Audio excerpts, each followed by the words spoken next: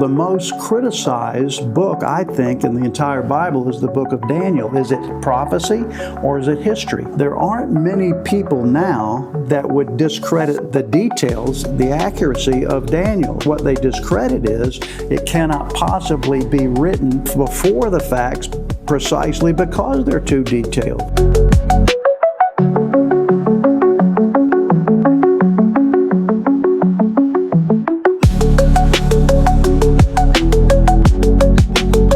Hey, Daniel Arsenal here. We're talking about the big picture. I'm going to tell you what I'm going to tell you. The big picture here is that in the last 100 years, scientific evidence has just confirmed over and over and over again the evidence for the existence of God. You can't have random chance be the explanation for the details and the amazing scientific discoveries about DNA and so forth. So we've done a lot of that.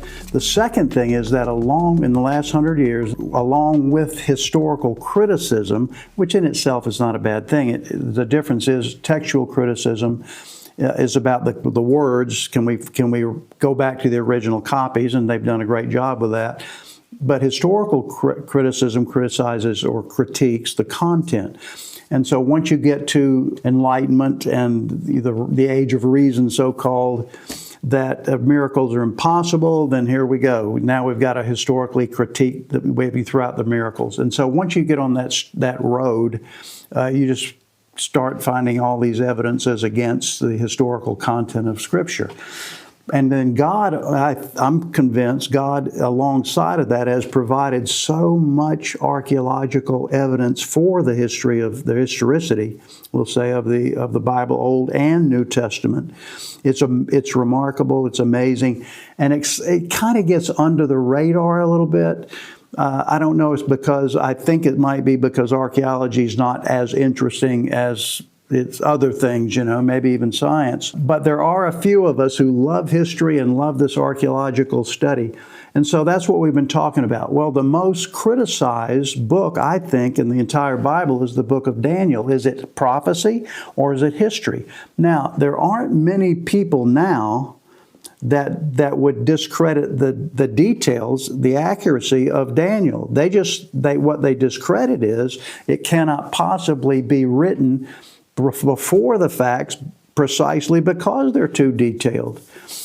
Josephus says, and Josephus, if you Google what is the greatest evidence or the greatest source for first century Palestine or first century Middle East, and they'll give you two things. Number one, they'll give you the Bible, the New Testament. The second thing they'll give you is Josephus, the Jewish historian who worked for the Romans. And Josephus says, now this is his history, that when Alexander the Great came to Jerusalem, he'd already besieged and destroyed the city of Tyre. He's on his way to Egypt, and so he comes to Jerusalem.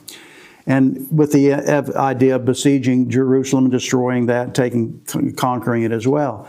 The high priest of Israel at that point got an audience, I guess, with Alexander and showed him in the book of Daniel himself.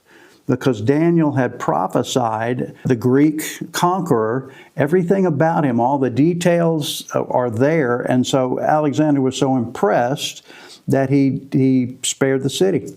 And of course, I'm sure the city, gave up, surrendered at the same time. But it's still, it's an amazing story, I think. Well, of course, they try to discredit that and say Josephus just made that up. Why would he make it up? I don't know. At any rate, we're talking about the book of Daniel. Is it history or is it prophecy? Now, I'm going to give you two good reasons to think that it's prophecy today, and then I'm going to point to the next video. So here we go. First of all, here's what the critics say, that Daniel must have been actually written in its original writings, the autographs, in the 2nd century during the time of the Maccabees and the Essenes. They were copying a lot of scriptures, and that Daniel must have been written then because it's after the facts that it describes. It's after with the prophecies so it's written as prophecy, but it's really history. The first thing that I thought about that is this is a vast conspiracy of people that we're going to try to make this look like it's prophecy, but it's actually history. That's really dishonest, isn't it? And they just think that's what most of the Bible writers wrote. They just wrote what they made up and called it real, called it true. I would call that a lie. And they don't really want to say that exactly. They just think they misrepresented things, I guess. I don't know. But let me give you a couple of things that I think point in the right direction here, that Daniel's not history. It is prophecy, or it's current events because he was actually there at the time. Number one, in 1949, the Dead Sea Scrolls were discovered, and they have been discovering them on since then in the caves of Qumran, of course, in Israel, just outside of Israel, near the Dead Sea. That's why they call them the Dead Sea Scrolls, of course. There were multiple manuscript copies. Now, these are written, the copies are written during the 2nd century. And so what we find is almost every book of the Bible is in there, copied, by the way, copied, except for one, the book of Esther. Don't know why it's not in there, but it's not. All of these biblical manuscripts are in there. They're written in the mid to early or late 2nd century, probably by the Essenes. If they're being copied in the 2nd century, that means they had to have been originated, autographed, before the 2nd century. That's just common sense. And most people kind of agree with that now. The only reason they're saying that they must have been written in the 2nd century is because they're too accurate to be prophecy. 8 of those manuscripts were the book of Daniel. Now, they're all fragments, and you put them together, you get most of the book of Daniel. I think it is incredible to know that number one, Daniel couldn't have been written in the 2nd century. We're talking about copies. The fact that there are so many fragments of the book of Daniel shows that the Essenes thought that Daniel was an inspired book written by God.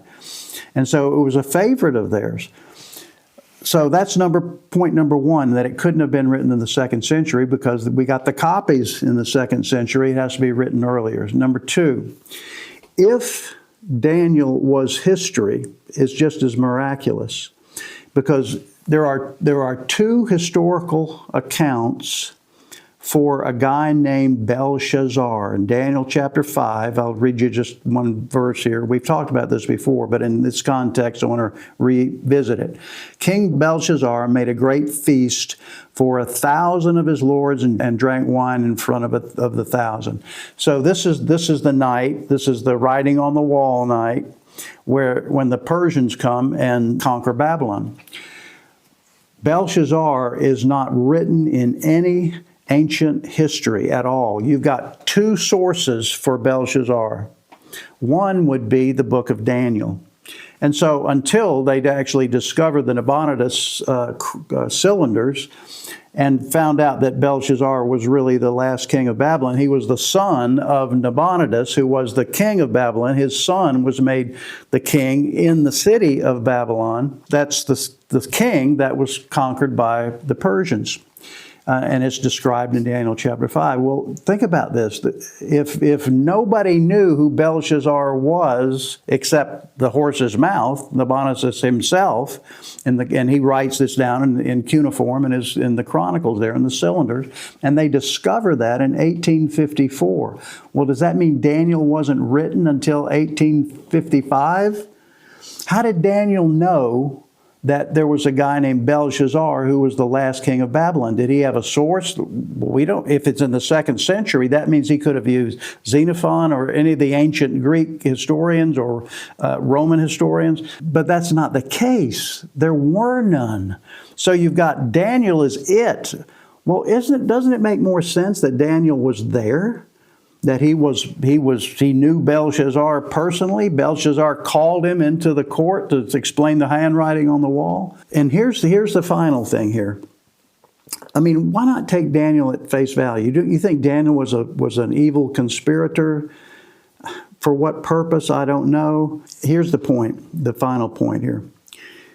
If Daniel was written in the 2nd century. It doesn't help, and I don't think it was. I think it can have been written in the 2nd century. You're only talking about the 5th century, which is a long time, 200 or 300 years earlier, when all these things actually did happen. The fall of Babylon, the rise of Persia, that's in the 5th century. My point is this: even if Daniel had been written in the 2nd century, it doesn't affect the details of his prophecy.